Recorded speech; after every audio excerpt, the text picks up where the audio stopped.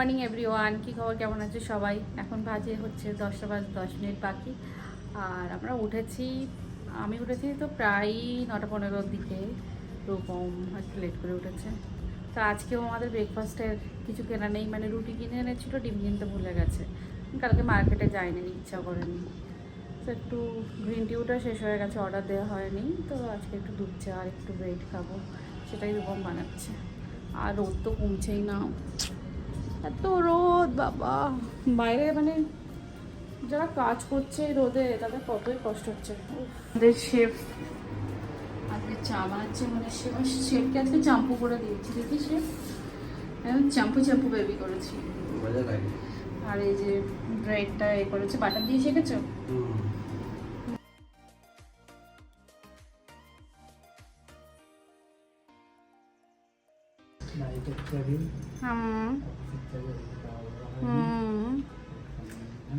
গলারটার যে এখন হচ্ছে 11টা 20, আর আজকে আমি একটু পটল আর চিংড়ি পোস্ত দিয়ে করব। আজকে আমার কাছে টমেটো আর কাজু বাদামটা নেই, তো একটু টেস্টের একটু হালকা হেলমেট হতে পারে। যাই হোক, আমাদের এসি কেনা হয়েছিল, তো ওরা একটা এই যে হ্যান্ড চপার দিয়েছে, সেটা আমি আজকে একটু ইউজ করলাম। একটু ডিফিকাল্ট একটু ইউজ করা, ফার্স্ট টাইম ইউজ করলাম, একটু ডিফিকাল্ট লেগেছে, দেখি কেমন হয়। কিন্তু বাড়িতে যদি অনেক পেঁয়াজ কাটা হয় তাহলে খুব ভালো হবে। এই যে এরমভাবে হয়েছে ব্যাপারটা। প্রচণ্ড গরম। এই যে আমার পটল আর আলুটা ভাজা হয়ে গেছে। এখানে আছে নতি শাক, যেটা মা বেছে পাঠিয়েছিল, ওটা করব। চিনিটা ভাজা হয়ে গেছে, আর এই পোস্ত ভিজিয়ে দিয়েছি এখানে। যাই হোক, রান্নাটা করে নিই ঝটফট করে।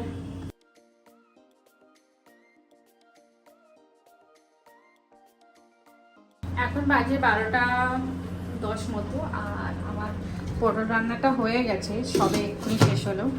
কত টাইম লাগে জাস্ট ইন্ডাকশানে রান্না করতে, আর একটা ইন্ডাকশান বলে আরোই টাইম লাগছে। তো এখন জাস্ট শাকটা ছড়ালাম, এটা হয়ে গেলে তারপরে যাব কাজ বাজ আছে গুছিয়ে, দেন গোসল করতে। প্রায় 1:30 বাজে, আর গোসল করে জাস্ট একটু ছাদে গেছিলাম জামা কাপড় মেলতে, আর মুখটা জাস্ট এরকম হয়ে গেছে, এত গরম বাইরে, জাস্ট নেওয়া যাচ্ছে না। চলে এসছে, আর আমি এই যে রান্না করেছি একটু নতি শাক আর একটু পটল আর চিংড়ি। খেয়ে বলো কেমন হয়েছে। এটা খাও। পটল তো আমি খেয়ে নিয়েছি, আমার ভালো লাগে। এটা খাও। পটল তো তোমার ফেভারিট, তোমার চক্করে আমারও ফেভারিট হয়ে গেছে। আমি নাকি পটল খেতাম না, আমি নাকি। আমার নতি ভালো লাগে না। একটু খেয়ে দেখো, তেতো হয়েছে। আজকে একটু কম তেতো। আলু খাচ্ছে। আমরা তো খেতে বসে গেছি, একটু ঝটপট করে খেয়ে নিই, খুব তাড়া আছে। বাড়ি থেকে এই মেহেন্দিটা এনেছিলাম, নেহা রেড মেহেন্দি। এটা আমার কাছে একটু আলাদা লেগেছে, এটা রেড কালার হবে। আমাদের ছোটু তো খুব বেশি মেহেন্দি পরতে ভালোবাসে, খুব ভালো ডিজাইনও করে। তো আমাকে বলেছিলাম যে তুই আমার জন্য একটু আনিস, আর বাড়িতে গিয়ে একটু ডিজাইন করব। অনেক বছর ডিজাইন করি না, হাত ফাত সবই খারাপ হয়ে গেছে, তো একটু ভাবলাম এখন একটু করি। এখন একটু বসে আছি, যাই হোক দেখাবো, যদি ভালো হয় পচা হলেও দেখাবো। তো এখন বাজে হচ্ছে 2:30। আজকে তো আমি বললাম যে একটু মেহেন্দি দেবো, তো মেহেন্দির ডিজাইন যা করেছি, মানে মেহেন্দির ডিজাইন করতেই পারছিলাম না, হাত কেঁপে যাচ্ছিল, হাত রাখতে পারছিলাম না, মনে হচ্ছিল ঝপ করে শেষ করে দিই। মানে ধৈর্যের একদম কিছুই বাকি নেই আমার, আর ধৈর্য শেষ। এই যে বানিয়েছি, এটা একটু ঘেটে গেছে কারণ একটা নৌকে মেহেন্দি লাগিয়েছি। এখন তো আমি একটু নেল পালিশ পরি না, কারণ আমি নামাজ পড়ি, সেই জন্য মেহেন্দিটা ছিল অলরেডি আমার নোকে। তারপর একটু এটা রেড কালার বলে, আবার একটু রেড কালারের দিলাম। আর এই যে হচ্ছে ডিজাইন, মোটামুটি একটা হয়েছে। এই যে আমার বরের নাম লিখে নিয়েছি একটু। যাই হোক, এবার দেখি শুকানোর পরে কেমন দেখতে হয় red mehndi. One eternity later. বলেন কি করছেন আপনি? যদিও চা করছে জানে সবাই। তুমি চা করছো না, তাই আমি চা করছি। হ্যাঁ, আমাদের একদম পুরো ফিক্সড টাইম নয়, বাট রুটিন টাইম ফিক্স, যে আমরা চা খাই, এই খাই, তা খাই, হ্যাঁ, যাই খাই না কেন। একই জিনিস। একই জিনিস, বোরিং লাইফ। আর যদি একটু সুইজারল্যান্ড থাকতাম তাহলে একটু বোরিং কম হতো, ঘুরতে যেতাম। এখন বাজে 5:40, আর হঠাৎ করে দেখলাম 3:30টার দিকে কেমন মেঘ করলো। আমি তো খুব খুশি হলাম বৃষ্টি হবে, কিন্তু যাই হোক হলো না। তারপর আবার রোদ বার হলো, কিন্তু এখন দেখি ঠান্ডা বেশ ঠান্ডা নয়, বাট হাওয়া বইছে, আর আকাশটা খুব সুন্দর হয়ে আছে। এই দেখো আকাশটা, কবে বৃষ্টি হবে।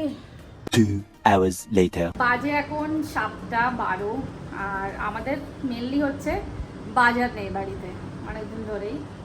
তো গরমে যে বাজার করতে বার হবো সেইটুকু ইচ্ছা হচ্ছে না। মানে এই যে ড্রেসটা পরেছি কটন, তাও কষ্ট হচ্ছে, মানে ইচ্ছাই করছে না যে কোনো কিছু পরে এরম হবে যাওয়া, মানে বাইরে যাই।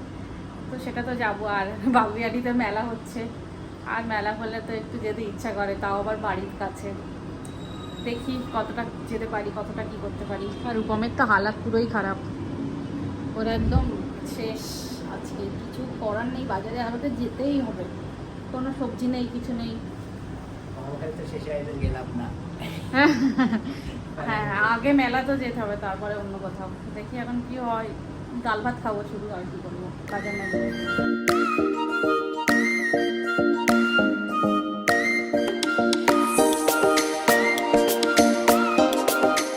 অনেকদিন পর একটা মেলার সন্ধান পেলাম, যেটা বাগুইয়াটিতেই হচ্ছে। এই গরমে আমরা গিয়ে তো নাজেহাল। তো সবার আগে যেটা নিলাম সেটা হচ্ছে কিছু ঠান্ডা।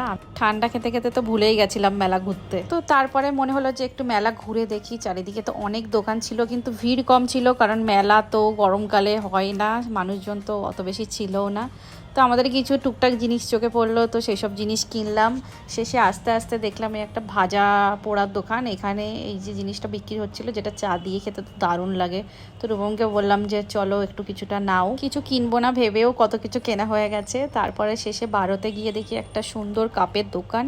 এখান থেকে কাপগুলো তো এত ভালো লাগছিল, রূপমকে আমি টেনে হিসেবে দাঁড় করে এখান থেকে কিছু জিনিস কিনলাম। তারপর বাড়ি ফেরার পথে আমাদের একটু গ্রসারি দরকার ছিল, সেটাই বাড়ির পাশের দোকান থেকে নিচ্ছিলাম। তো কলকাতাতে যেমন গরম পড়ছে, আমার তো মনে হয় না যে বাইরে আর যাওয়ার কোনো প্রয়োজন আছে। আমার লোকের কথা আমি জানি না, আমি একদম মানে কি আমার বডি হয়েছে রিসেন্ট কত বছর ধরে, মানে বাইরে এমনি আমার প্রচণ্ড বেশি ঘাম হয়, কিন্তু আমি আজকে জাস্ট রিয়েলাইজ করলাম যে আমি একটুখানি মানে আমাদের রুম থেকে নেমে রাস্তা পার হয়ে বাগুইয়াটি, যেখানে রথের মেলা হচ্ছে, চড়কের মেলা হচ্ছে, সেখানে চড়কের মেলা হচ্ছে, সেখানে গেছি।